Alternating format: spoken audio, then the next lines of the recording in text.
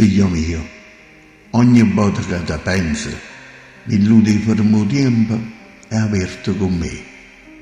Ogni volta che ti guarda, doppie fotografie, quanta malinconia rende il cuore mio. Mi vengono a mente i giorni belli passati con te, come quando erano creature e stavi sempre con me. Ti ricordi a papà? Ti portava sempre a dove riuscivi tu. Si andava a passeggio, in giostra, a fare spese, a villa. Com'era bella quando eri piccerilla.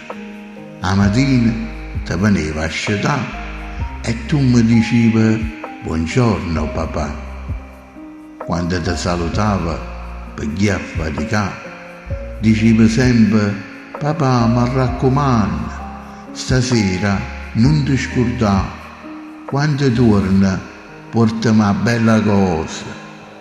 Si ti portava una pazziella, una cioccolata, una caramella, tu mi regnivi i vasi perché eri contenta. Vederti felice per così poco mi rendeva o padre più felice del mondo. Ma ricordo che se non mi fidava, tu non ti muovevi vicino a me. Era piccerilla, ma pareva già nonna. E volta eri più affettuoso tu che io.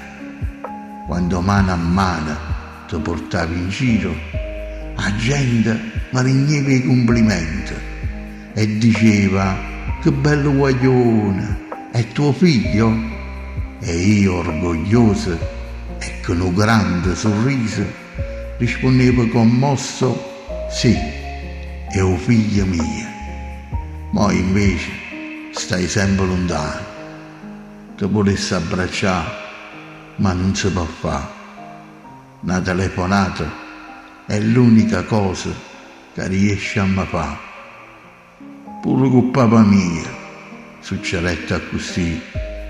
Un giorno mi sposai, mi allontanai e che la carica a te, isso diceva a me, ma non mi immaginava che si soffriva così.